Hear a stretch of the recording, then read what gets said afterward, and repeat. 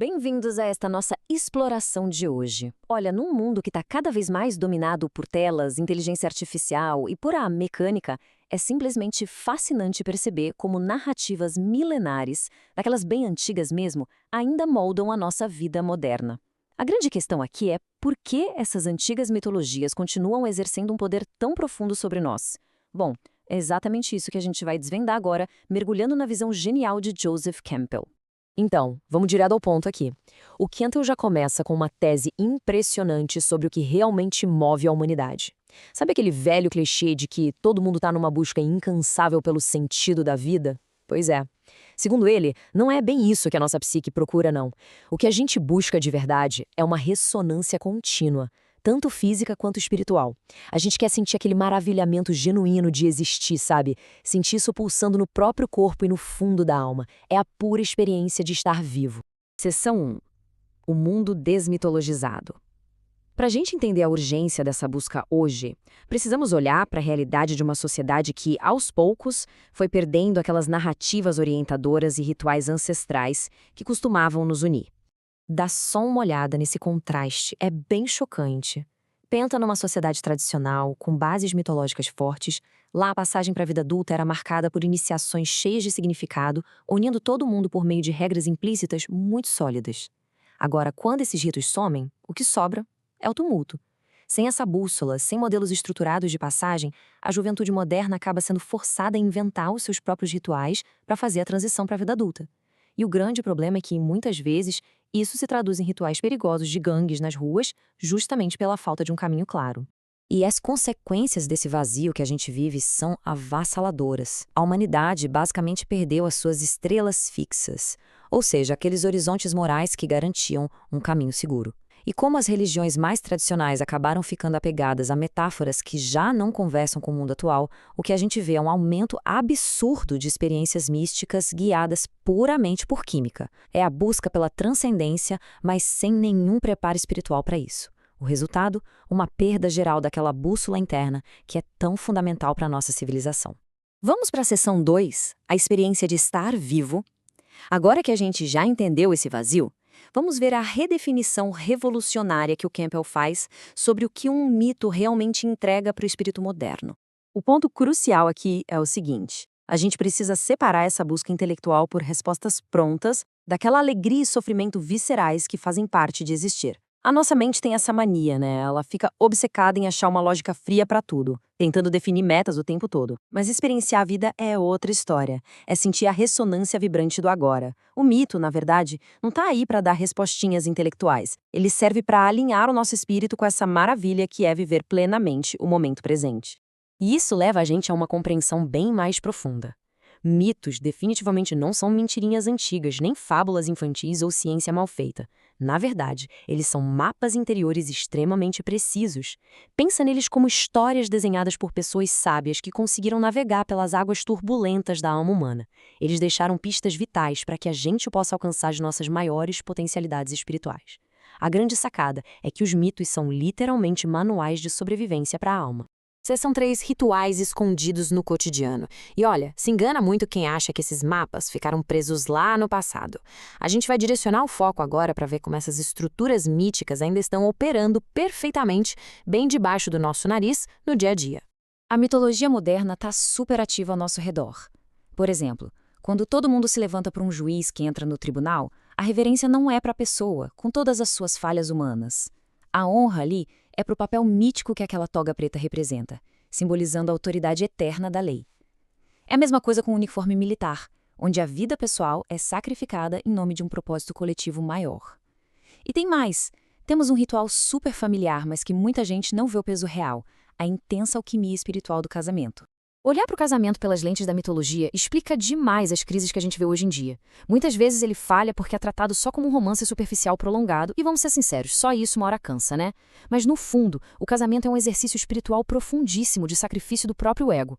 No primeiro estágio, a coisa toda é muito guiada pelo impulso biológico natural, a família, os filhos. Mas o grande desafio está no estágio alquímico. É aí que os filhos já não são a ponte principal e aquelas duas pessoas precisam reconhecer a sua unidade espiritual indivisível. Sem entender isso como algo sagrado, a relação acaba desmoronando. Seção 4. Os novos mitos tecnológicos. Saindo um pouco dessas instituições formais, vamos dar um pulo na cultura pop e descobrir como a nossa sociedade altamente mecânica escolhe os seus heróis contemporâneos. E aí fica a reflexão. Já que a gente não se reúne mais em volta de fogueiras para ouvir histórias, onde é que as grandes massas encontram as suas fábulas orientadoras hoje? A resposta está nas telas. O cinema e a televisão rapidamente se ergueram como os nossos novos templos sagrados de contação de histórias globais. E isso ilustra de forma brilhante como as figuras projetadas nessas telas gigantescas transcendem a realidade normal. A magia do cinema consegue transformar atores, como um clássico John Wayne do passado, em grandiosos educadores de vida pra gente. Essas figuras icônicas viram os nossos deuses e arquétipos atemporais. Eles pegam ideias de moralidade, resiliência e justiça e entregam de um jeito muito acessível para a mente contemporânea. Eles basicamente moldam a nossa noção do que significa ser um verdadeiro herói no mundo de hoje. Uma demonstração épica disso é Star Wars, que atualiza aquela velha luta faustiana de forma perfeita. É o conflito direto entre a máquina que quer devorar tudo e o espírito livre. De um lado, a gente tem a máquina, representada por aquele domínio impessoal e calculista do Estado no Darth Vader. Do outro, a intuição humana e a natureza intrínseca do Luke Skywalker. Quando a máscara puramente mecânica finalmente é tirada no desfecho da saga, surge um aviso mitológico vital. O avanço tecnológico jamais pode esmagar o espírito humano. Por outro lado, quando a gente olha para os grandes ídolos pop, aparecem os extremos psicológicos fascinantes da nossa época. De um lado da balança, a gente tem a força bruta implacável, tipo o Rambo, que lembra muito aquela destruição iminente do antigo Minotauro pintado pelo Picasso. E do outro lado, dividindo a mesma cultura pop, temos o sucesso absurdo dos Cabbage Patch Kids, que são aqueles bonecos que representam a pura fragilidade, a criança inocente segurando uma flor. É a dualidade sombria da modernidade, sabe? A gente tenta o tempo todo harmonizar a ameaça de destruição total com uma sede desesperada por uma paz simples e infantil. Seção 5. O selo e a razão. Chegamos à reta final da nossa exploração. E agora a gente vai focar num item super corriqueiro do nosso dia a dia, mas que foi projetado para carregar um mito unificador fortíssimo. Historicamente, aqueles mitos que são puramente tribais e focados no localismo acabam gerando ciclos sem fim de conflitos, porque eles sempre se baseiam em excluir quem não é do grupo. Então, o grande desafio intelectual e espiritual do nosso tempo é um só. Como é que a gente constrói uma mitologia planetária, uma visão global mais ampla que englobe e abrace toda essa teia gigante que é a humanidade? Acredite ou não, a semente dessa resposta visionária viaja no bolso de milhões de pessoas todos os dias, ali mesmo, na nota de $1 americano, e tem tudo a ver com o misterioso número 13. Lá estão 13 estrelas, 13 flechas, 13 folhas e 13 degraus na pirâmide. E olha, longe de ser só um dado histórico sobre as 13 colônias originais, trata-se de um uso totalmente deliberado desse antigo número mítico.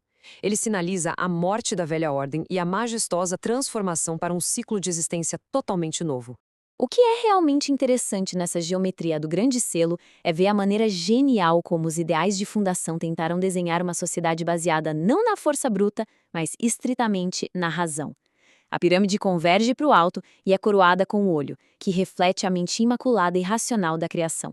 Já a famosa águia simboliza o princípio divino mergulhando no nosso reino conturbado de ações, tentando equilibrar exatamente as flechas da inevitável guerra com as folhas de louro que representam a paz.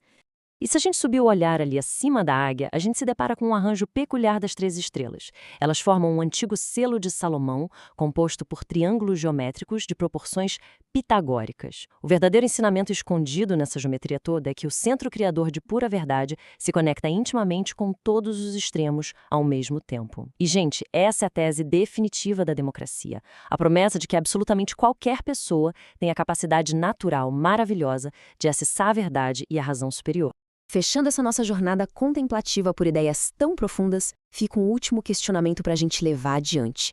No meio de todo esse clamor das máquinas modernas, de tantos conflitos originados pela falta de mitologias que nos unam e diante desses vazios existenciais tão presentes, será que a gente já tem maturidade espiritual para enxergar através dos disfarces do mundo atual?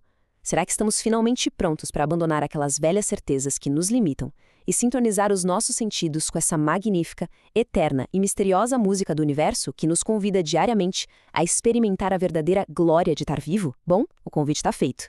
E a exploração interna está apenas começando.